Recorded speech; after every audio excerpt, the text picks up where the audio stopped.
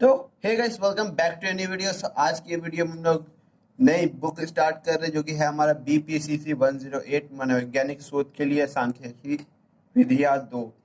ध्यान से इस पर देखे तुमने, लिखा लिखा है दो, मतलब कि इसके पहले का पार्ट आपको एकदम अच्छे से दिमाग में होना चाहिए पूरा का पूरा, तभी आप इसे समझ पाओगे।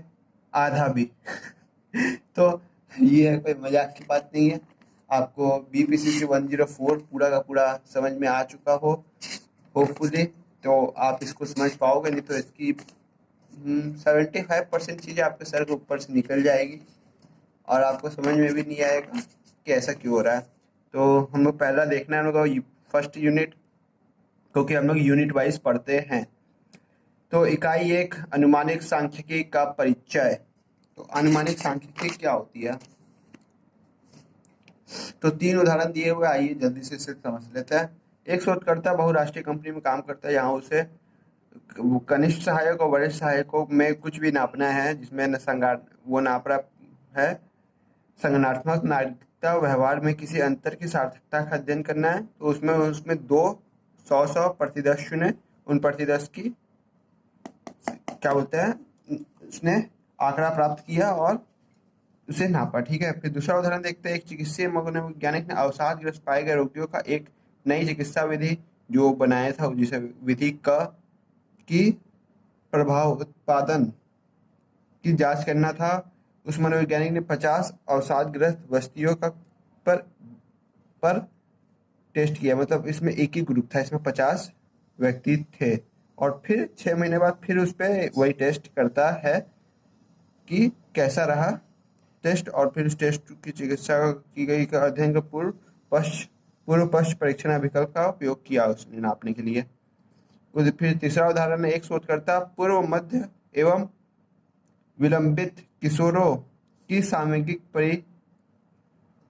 परिपक्व अध्ययन करना चाहते थे।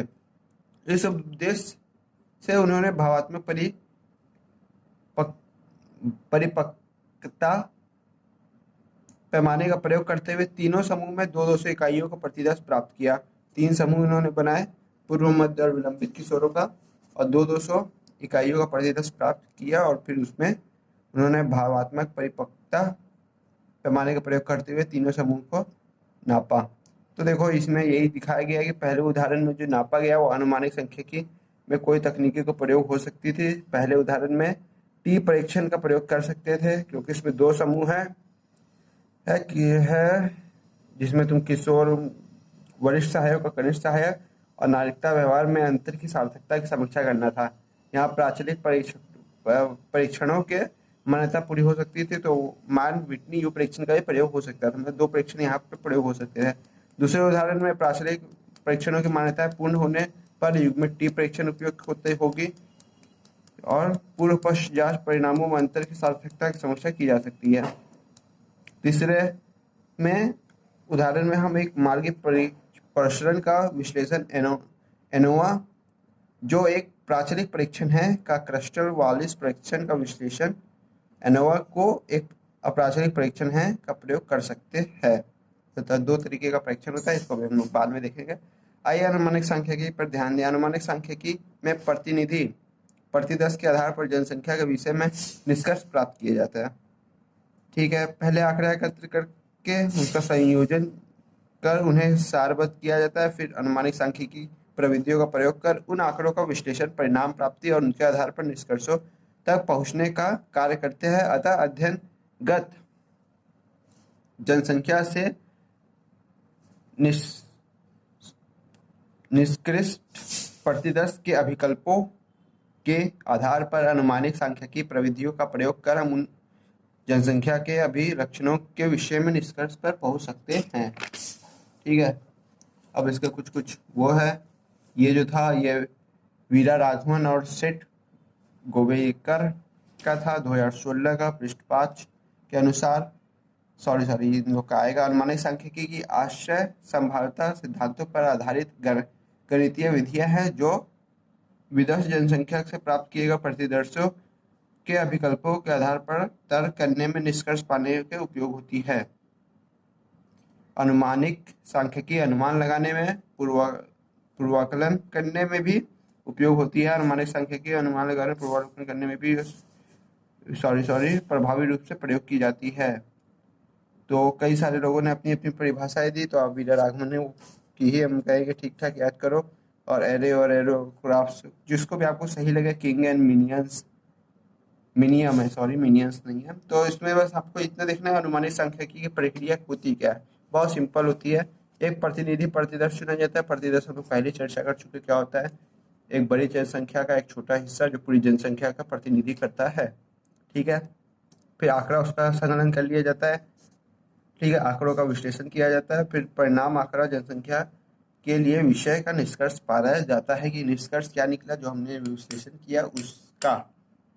ठीक है, यदि मुंबई में किशोर वर्ग के पर्यावरण संबंधी दृष्टिकोण का अध्ययन करना चाहे तो मुंबई के किशोर वय जनसंख्या में से, जो किशोर होते हैं उनमें से एक प्रतिनिधि प्रतिदर्श, मतलब 500 में से एक लोग को चुनेंगे, कार्य प्रारंभ करेंगे। फिर अब इन चुने गए किशोरों पर एक मानक मनोपरीक्षण का प्रयोग करके वर्तमान विषयगत दृष्टिकोण, पर्यावरण विषयगत दृष्टिकोण का मापन करेंगे। एक बार उन परीक्षणों का आंकड़ा प्राप्त होने पर उनका व्यवस्थित रूप से प्रदान कर अनुमानिक सांख्यिकी परिधियों का द्वारा विश्लेषण किया जाता है। फिर प्राप्त परिणामों के आधार पर मुंबई के किशोर की जनसंख्या के विषय में निष्कर्ष निकाले जाते हैं, कितना सोच सकते हैं, कितना क्षमता वाले। ऐसे भी वो सब डैमेज है, थोड़े दिमाग से ढीले, उन लोग का दिशा निर्देश अलग तरीके से चलता है उन लोग की दुनिया। ठीक है, अनुमानिक प्रविधियां। तो अनुमानिक सांख्यिकी में दो प्रकार के कार्य किए जाते हैं, अनुमान और परिकल्पना। अनुमान क्या होता है, किसी भी चीज के बारे में अनुमान लगाना कि ऐसी ऐसी चीजें हो सकती है। परिकल्पना जहाँ सोच लिया जाता है कि ये चीजें आगे चल के होंगी। ठीक है, अनुमान किसी घटनाक्रम में संभावता अनुमान लगाना ही अनुमान कहलाता है। अनुमानिक सांख्यिकी की व्याख्या करने जाने से ये सब तुम समझ जाओ। अनुमान दो प्रकार का होता है, बिंदु अनुमान, जहाँ एक बिंदु होता है कि 16 आएगा या 16.8 आएगा, या एक बिंदु अनुमान होता है कि इतना ही आएगा। एक होता है अंतराल अनुमान, मतलब 45 से 50 के बीच में आ सकता है। ठीक है, शोधकर्ता द्वारा तैयार किए गए निष्कर्षों में से किसी भी संभाव्यता कारकों को मुक्त होने की आवश्यकता होती है। उदाहरण के लिए, एक शोधकर्ता शोध कर रहे हैं कि क्या सरकारी और निजी बैंक के कर्मचारियों में कार्य संतुष्टि के सार्थक अंतर मौजूद है या नहीं। आंकड़ा संग्रहण और आंकड़ा विश्लेषण करने के बाद ये परिणाम प्राप्त होता है कि ऐसा अंतर मौजूद है, तो ऐसे परिणाम संभाव्यता कारणों के परिणाम स्वरूप नहीं होने चाहिए। यदि अंतर +1.96 के दायरे में आता है तो सार्थक अंतर का वास्तविक कहा जाता है, न कि संभावना कारकों का, कि संभावना है कि आगे पीछे हो गया, सार्थक है कि इतना आगे पीछे हो सकता है।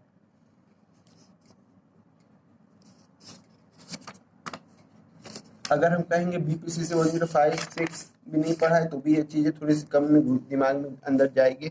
परिकल्पना परीक्षण में 50 बार पढ़ चुका है अभी तक, लेकिन एक बार फिर आ गया उसको 51 और 52 ऐसे करके बढ़ाने के लिए, और आगे भी आता रहेगा। परिकल्पना परीक्षण क्या होता है, हर बार के एग्जाम में आता है, तो इसको हमेशा से अच्छे से पढ़ना। हर बुक में तो एक बार पढ़ लोगे तो आपको ये बहुत लंबे टाइम तक के लिए याद रहेगा। शोधकर्ता में परिकल्पना परीक्षण का बहुत महत्व होता है। परिकल्पना शोध में अवशेषणाधीन एक पूर्व कल्पित कथन है, जैसे कि पहले बोले कल्पना कर ली जाती पहले। परिकल्पना सिद्धांत आधारित होती है या किसी घटना के विषय में होती है कि क्या घटना आगे जाके कल्पना रूप में घटेगी या यही निष्कर्ष प्राप्त होगा। शोधकर्ता आंकड़ा एकत्र कर परिकल्पना की सत्यता की जांच करता है। यदि पुष्टि या फिर निरस्त शोधकर्ता द्वारा आंकड़ों के आधार पर प्राप्त परिणाम, जिन्हें प्रमाण माना जा सकता है, पर निर्भर रहती है। परिकल्पना परीक्षण प्रतिदर्श मान के आधार पर जनसंख्या मान के विषय में निर्णयन वह प्रक्रिया है जिसमें सांख्यिकी निर्णय विधिया का प्रयोग किया जाता है, किंतु अपने निष्कर्षों तक पहुंचने में यह सावधानी बरतने की आवश्यकता रहती है कि संयोगकारी और विनम्रकारी कारकों द्वारा प्रभावित परिणामों के आधार पर किसी परिकल्पना की गलत रूप से स्वीकृत या अस्वीकृत न किया जाए। कोई भी गलत परिकल्पना को स्वीकृत और अस्वीकृत नहीं करना, इस चीज का भी ध्यान देना, और परिकल्पना को पता न चल जाए जिससे कि हमारे पहले डाटा बिगड़ जाए। परिकल्पना के प्रकार, परिकल्पना दो प्रकार की होती है। शून्य परिकल्पना, जहाँ से केवल एक ही परिकल्पना होती है कि यही आएगा, इसके अलावा कुछ नहीं आएगा। और वैकल्पिक परिकल्पना, जहाँ ये भी चीज हो सकती है, ये भी चीज हो सकती है और ये भी चीज हो सकती है। जैसे कि पहले ही बताया गया है, शून्य और वैकल्पिक परिकल्पना के को तुम लोग को पहले कई बार तो उदाहरण के लिए वैकल्पिक परिकल्पना को H1 से दिखाया जाता है और शून्य परिकल्पना को HO से दिखाया जाता है। ठीक है, और सार्थकता का स्तर बोल दी हमने। हम सांख्यिकी के संदर्भ में सार्थकता का स्तर निहितार्थ है, संभवतः सत्य। ठीक है, यह संकेत करता है कि निर्दिष्ट सार्थकता का स्तर हमारे परिणाम संयोग कारणों को प्रभाव से मुक्त है। मतलब कोई ऐसा संयोग नहीं है जिस कारण से डाटा प्राप्त हुआ है, इस चीज से मुक्त है। जो भी आई है सार्थक है। ठीक है, यह सार्थकता का स्तर 0.5 से 0.1 हो सकता है, 0.05 से 0.01 हो सकता है। उदाहरण के लिए यदि सरकारी और निजी बैंक के कर्मचारियों का कार्य संतुष्टि स्तरों का अंतर की सार्थकता हो तो शोधकर्ता इस बात का 95% विश्वास हो सकते है या फिर 99%। ठीक, कि परिणाम ठीक है। इसका कारण यही है कि हम मानवों की भागीदारी से अपने शोध कर रहे हैं। 7% सटीकता की प्राप्ति प्राय नहीं हो पाती। उन लोग से गलतियां होती है, इंसान से गलतियां होती है। अतः 5% या 1% संभावना हो सकती है कि प्राप्त परिणाम संयोगवश या भ्रमवश मिले गए हो। इसलिए हम लोग जो भी चीज सोचते हैं कि ये चीज 100% सही है, वो 100% नहीं, वो 95% में हम घुमा लेते हैं या 99%। ठीक है, शून्य परिकल्पना में निश्चित या सत्यापन अंकलित मान की तालिकाबद्ध 0.05 या 0.01 मान की तुलना पर निर्भर करेगा। ठीक है, अब नेक्स्ट हो जाती है ये एक पूछिए और द्विपूछिए परीक्षण। ये में बहुत बकवास लगता है। परिकल्पना एक पूछिए और द्विपूछिए हो सकती है यदि परिकल्पना में कोई निश्चित दिशा उसके निरूपण में ही दे दी जाती है तो वह जेंडर विभिन्नता दिश परिकल्पना कहलाती है। उदाहरण के लिए यदि शिक्षार्थियों यह जांच कर रहे हैं कि सामवेगिक बुद्धि या जेंडर विभिन्नता का निश्चित प्रभाव होता है तो परिकल्पना होगी महिलाओं के सामवेगिक बुद्धि या स्तर पुरुषों में उच्च होता है अथवा पुरुषों में सामवेगिक बुद्धि का स्तर महिलाओं से उच्चतर होता है। यदि परिकल्पना एक पूछिए होगी, चित्र 1.2। ठीक है, ध्यान दीजिए इसमें 0.5, 0.05 तथा 0.01 सार्थकता का स्तर दर्शाए गए हैं। ठीक है, दर्शा दिए, हमें दिख गए, दर्शाए गए हैं। एक पूछिए परिकल्पना में शून्य परिकल्पना का निरस्त या स्वीकार करने के लिए आंकिक मान को उच्चतम पूछिए अंश तथा वितरण 0.5 अंश का होना होगा। एक पूछिए परीक्षण किसी भी दिशा में किया जा सकता है। द्विपूछिए परीक्षण दिशा रहित होती है, मतलब इसमें दोनों दिशा में देखा जा सकता है। इस तरफ भी देख सकते हो, इस तरफ भी देख सकते हो। इस द्विपक्षीय परीक्षण में शुल्क परिकल्पना उस समय अस्वीकार हो जाती है जब आंकलित मान दोनों में से किसी एक पूछिए में 0.25% भाग तक पहुंच गया हो। सार्थकता का स्तर 0.5 ही माना जाता है। तो यहाँ पे 0.5 ही माना जाता है, लेकिन ये जो स्तर है ये आप लोगों को तो दिख ही नहीं रहा है।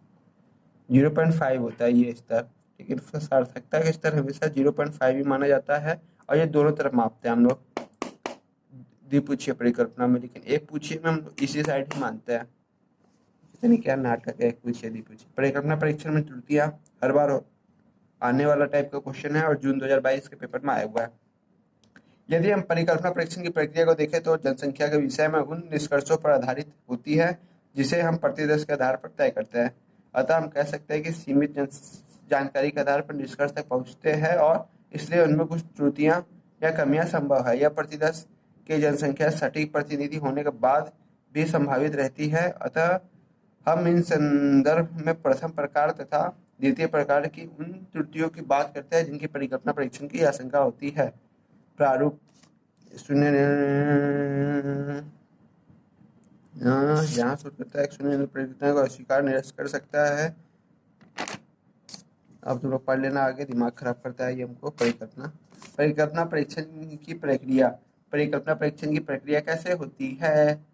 तो चरण 1, शून्य या नल परिकल्पना या वैकल्पिक परिकल्पना का विनिर्देशन विनिर्देशन एक पूर्ववर्ती उपभाग में हमने शून्य नल परिकल्पना और वैकल्पिक परिकल्पना की चर्चा की थी। परिकल्पना परीक्षण पहले ही चरण पर शून्य और नल परिकल्पना की परिणामों या का स्पष्ट विनिर्देशन किया जाता है। मुख्यतः अध्ययनों के उद्देश्यों एवं स्वरूप तथा वर्तमान साहित्य की समीक्षा पर निर्भर करेगा। सार्थकता का स्तर का चयन। पिछले भाग में हमने सार्थकता का स्तर पर भी बातचीत की।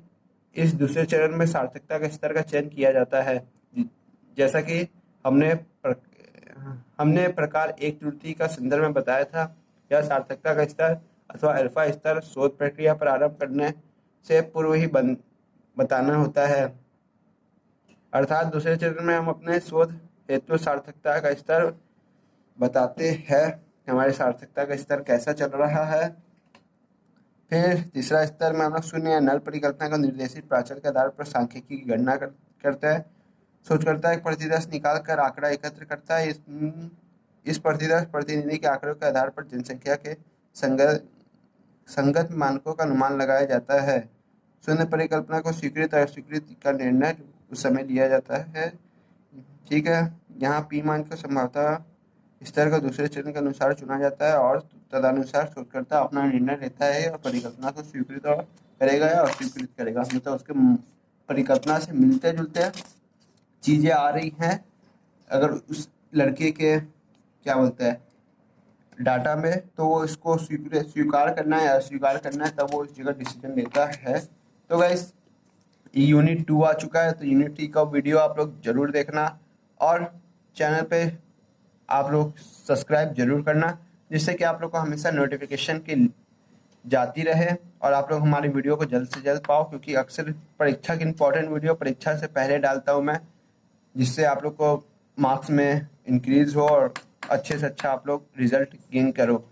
तो गाइस किसी भी तरीके की कोई प्रॉब्लम हो या कुछ और प्रॉब्लम या क्वेरीज हो या कुछ बात आपको पूछनी हो, तो आप कमेंट बॉक्स में जरूर कमेंट कीजिएगा। और कोई पर्सनल चीज़ आपको शेयर करना है और डाटा पूछना है और उससे आपको पता लगवाना है कोई चीज़, तो आप डिस्क्रिप्शन बॉक्स में दिए हुए किसी भी एक लिंक पे मुझे मैसेज कर सकते हैं।